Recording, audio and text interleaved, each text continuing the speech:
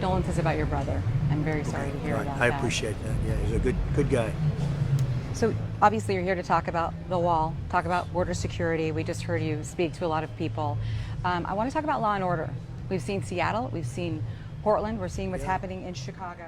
The country is hurting right now. Right. We are deeply divided. Joe Biden may become president for the sole reason that America wants something different. What would you do in a second term to change this, to unify the nation? Well, we had it. It was done. And then the virus came in. We were very successful. The division was ending. We had the highest unemployment rates in a positive way, but we had the best employment numbers that we've ever had. And it was done. Success was bringing us together. And then the China virus came, and now we have to do it again. And we're already doing it. The level of employment, the retail sales, the manufacturing numbers are higher than they were even before. So we're doing it again. The problem areas that you're talking about, in every case, they're Democrat-run, weak-run areas, whether it's Portland or Chicago or New York, and those are areas, Republican areas don't have any problem. And if they don't straighten it out, I'll straighten it out. But we need law and order. But if they don't straighten it out, we're going to straighten it out ourselves. What does that mean? Well, that means we'll go in and straighten it out because we have no choice.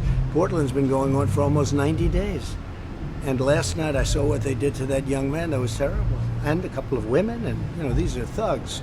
These are anarchists. And if they don't straighten it out, it's Democrat governor, Democrat mayor. If they don't straighten it out, we'll straighten it out. I want to talk to you about education, because getting our kids back to school safely, it's highly political, it's extremely divisive.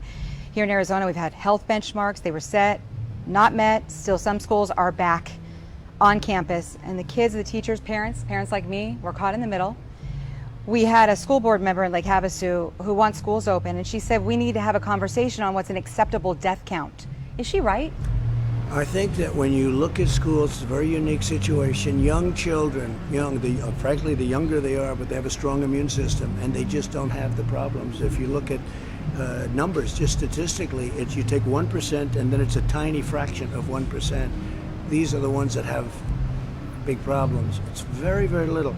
And we have to get our country back. Don't forget, this shutdown stuff, and I had to shut the country down because, nobody knew what was happening.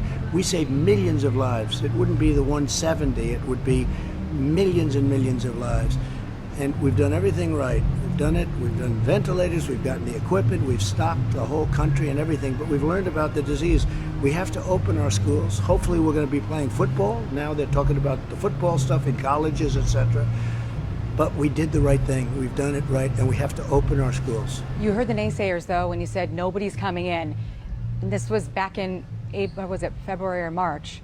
I mean, you have to look back on that. I mean, there were a lot of people who were upset about that. And now, you look at this and... Yeah, what I've done is I put the ban on China from coming in. And if I didn't do that, that was in January, that was a long time ago. And if I didn't do that, we would have, even Dr. Fauci said, we would have had hundreds of thousands of more deaths. I put a ban, and nobody agreed with me at the time, but now they all agree with me. Biden was totally against it. He was calling me racist, xenophobic, and then he apologized because I was right. Pelosi, the same thing, months later. So we did the right thing. We've done a lot of really good, smart things. But, I heard about New Zealand, how well it was doing. They just had a big surge. I heard about all these places. We are doing well. Florida's down now. California's down. Arizona's way down. He's done he's here now, the governor. They've done a fantastic job. Pediatric numbers, the reports say they're up. And that's feeding some of this fear. You mean that children when are it comes to the kids? Yeah. I've heard that it's such a small number. We have to open our schools. Look, when you shut down, you have other problems. You have depression, you have alcohol, you have drugs, you have family squabbles, to put it nicely. You have a lot of bad things happen. So it's not like, let's do a shutdown. Shutdowns cause, I think, probably or possibly much bigger problems than even the virus itself, especially at this stage. Huge Senate race here. Huge. Battleground state. We've got McSally up against Kelly. Do you think people realize that a vote for McSally is a vote for you and a vote for Kelly is a vote for Schumer? Well, I hope. I've heard that anyway. I understand that. I hope so. Schumer is not a popular guy, bad. As an example, Arizona wants it very badly. They want the wall. So do other states that are along the border. They want the wall. They said they're going to take it down. Biden, Schumer, they want to take the wall down. This is the wall. The wall is incredible. It works. It's like, nobody gets through. Nobody. And I mean, it's so high. This is just a small version of it. It goes way up, over 30 feet. And they want to take it down. It's worked so great. We put a lot of it right here. And already, wherever we put it up, the numbers go down to practically nothing. They want to take it down. And I know the problems they've had in Yuma, but I've known the problems they have in Arizona. And this has been a great thing for Arizona. And they want to take it down. They also don't want things like fracking. They don't want oil. They don't want guns. They want to knock out the Second Amendment. How can they have this platform? How can it work? And they're very weak on religion, I have to say. So religion, guns, oil, go to Texas, try it. Go right here and try it. It doesn't work. Well, we're hearing that in the crowd. We've got people who are saying these very things. I want to ask you this because this is top of the news today. Today's decision by the Postmaster General to suspend cuts until after the election. Can you assure Arizonans and the nation that our ballots, our medicine, our mail will be delivered on time? Well, the answer is yes, but the ballots, it's a bad thing.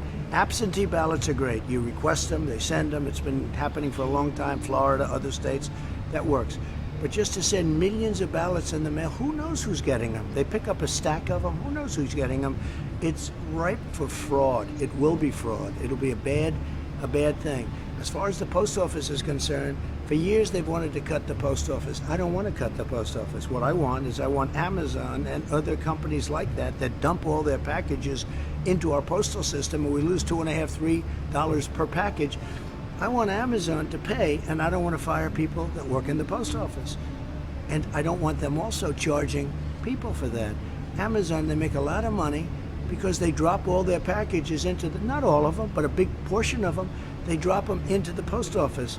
And the post office loses money every time they have a package. They bring you a package, they lose $2.5, $3, even sometimes I guess more than that, depending on the package. No, Amazon has to pay. And I don't want people fired in the post office. It's very simple. Do you understand why some of these people are saying, oh, he's trying to undermine the election? And can you speak to that? Well, they're just using that as a soundbite. Look, we're going to do very well. I hope we're going to do very well in Arizona. You had the best year you've ever had last year, and you're going to have the best year you ever had this year. And Martha McSally is really, we need her. She's really good. I don't know how she's doing. I'm not sure. I can tell you, though, that as a worker and as a voice in Washington, she's really, really good. And we need her in Washington. And you're right, if Schumer ever got in with Pelosi, they would take down the wall, they'd open up the borders, they'd have sanctuary cities all over the place, they'd raise your taxes. They want to raise taxes. They want to quadruple your taxes. And I've already given you the largest tax cut in history. We want to go further because it's going to be growth. We're going to have tremendous growth. I got to know what you're doing the day after the election. Hopefully celebrating. Hopefully celebrating. And I appreciate it. You're very nice. Thank you. Really nice. Thank you Nice very to meet much. you.